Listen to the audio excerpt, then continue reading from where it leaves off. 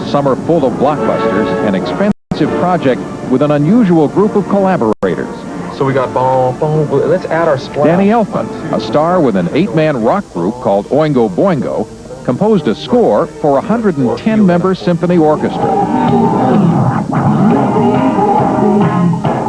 Another rock artist, Prince, wrote songs for some of the scenes. I wouldn't want to do it just to do it, but if it and Tim Burton, only 29 years old when he was hired to direct the feature, came with a... Question is Batman and Robin. Take over. Over the years, there was the low-budget Batman from the 1940s Hollywood serials, who had to change in the back seat of a Batmobile that looked like it came off the lot at below sticker price. But when the generation that cheered these Saturday serials grew up and had its own kids, they would find a new interpretation of their hero just down the road. To the bat pole.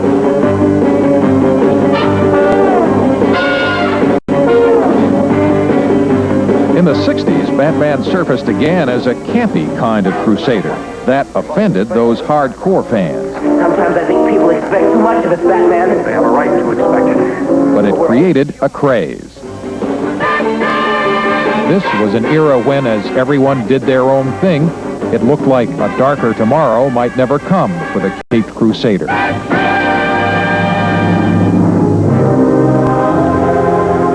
But in his new incarnation for the 80s generation, Batman is a complex hero of graphic novels, reflecting an era when crime has grown to create new levels of fear and frustration, and everyone seems to bend the rules, and Batman has had about as much as he can take. That's the image this generation of fans has in mind when they describe their Batman. A dark hero. That's, I guess I call him, dark hero, in 2 words. Break the rules a little bit, but still get away with it. He's a big guy, you know. He's in the comic. He's 6 foot 210, so he's a big guy.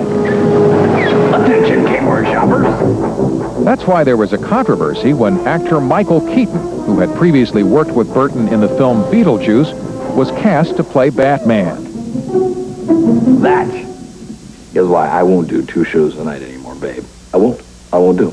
Well. But Burton had his reasons. Now, I had seen lots of actors who would fit probably the more physical image of Batman, but I just always had trouble, when I imagined them, putting on a bat suit. And Michael, you know, I just look at Michael and I could, you know, enough said, really, you know, I could see him putting on a bat suit. Don't kill me! Don't kill me, man! What are you? I'm Batman.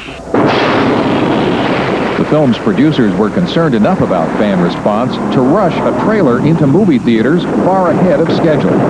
It worked so well that the trailer drew applause in theaters not only for Keaton, who looked convincing as an 80s-style Dark Knight, but also for the casting of Jack Nicholson as Batman's demented foe, Me? the Joker. Wait till they get a load of me. In addition, an expert whose interpretations couldn't be disputed was hired as a consultant to the film. He is Batman's creator, Bob Kane. He doesn't have superpowers, so Batman could be you and he could be Tom, Dick, or Harry. And I think therein lies the secret to the Crusader that probably in most of us, we all feel like fighting back, but we don't either have the inclination or the opportunity or the desire to. So Batman fights our battles for us.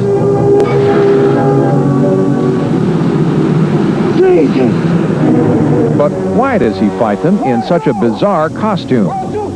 Kane says he was inspired to make his Crusader dress like a bat after seeing drawings by Leonardo da Vinci and putting that idea together with a strange character in another Hollywood film titled The Bat Whispers.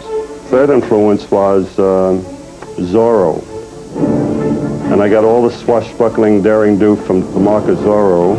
Had the dual identity, the bored playboy during the daytime, who fights against oppression at night as a crusader against all injustice.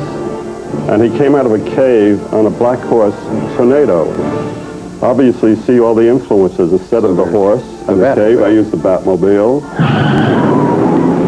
And to lead the grotesque gallery of villains, Kane turned to another weird influence, a 1928 film titled The Man Who Laughs. It's a story about a kid who had his face slashed into a ghastly smile by rival gypsies. So he grew up into a ghastly-looking character with this white face, this ghastly red lips. That's where I got the Joker from. When you see certain images, like a little chemical is released in your brain. One image that comes to mind is the Joker character having a conversation with the corpse, which I quite like. Maybe we ought to give him a couple of days to think it over. No? It's funny, it's a bit scary, it's a bit... it's a pleasant conversation, but it's with a blackened husk. I'm glad you did.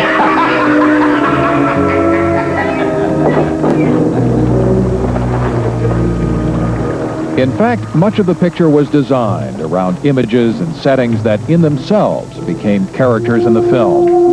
Burton wanted Gotham City to look as if hell had erupted from the sidewalks. And so here, on a carefully guarded lot at Pinewood Studios outside of London, was built a monumental essay in ugliness. The Gotham City set cost $2 million to build, and it's the size of a small amusement park, larger even than the Main Street area of Disneyland. But that's where the comparison stops. This view of an urban disaster area was cooked up for Burton by a graduate of London's Royal Academy of Art, Anton Furst, who created an architect's nightmare.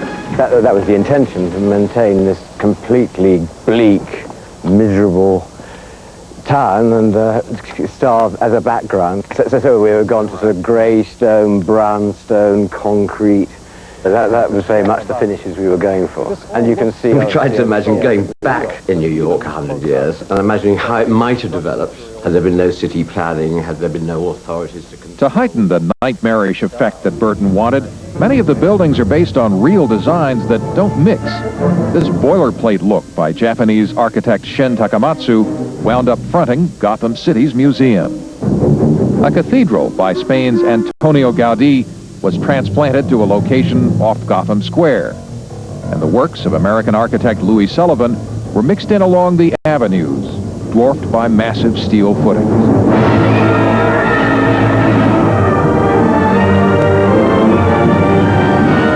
When I went down there to see Gotham City when they were shooting, I started to get ideas. Tim had mentioned a little gothic, a little bit operatic. Burton turned to composer and rock artist Danny Elfman for one of the final touches. Video cassettes of scenes for Elfman were delivered to his home. The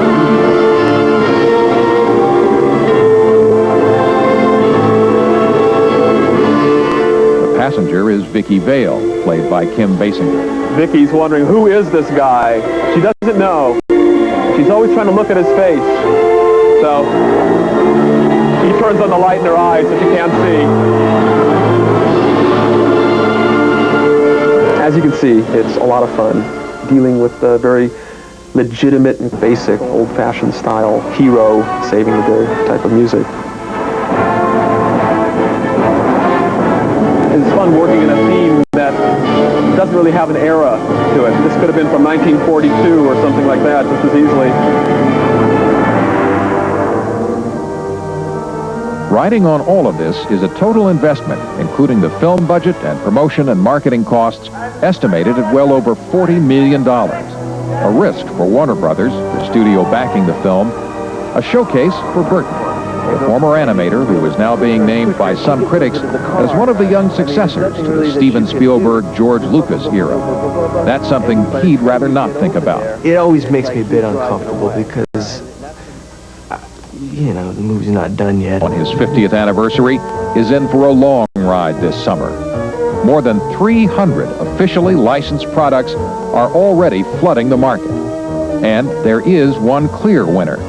The man who started it all when he was only 18 years old and who's been brought back in style for the party. I've been getting calls every 20 minutes and you're in all the magazines and all the news media.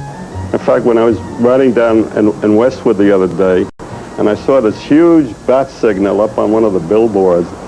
So Batman has become an American icon. I'm enjoying it, absolutely.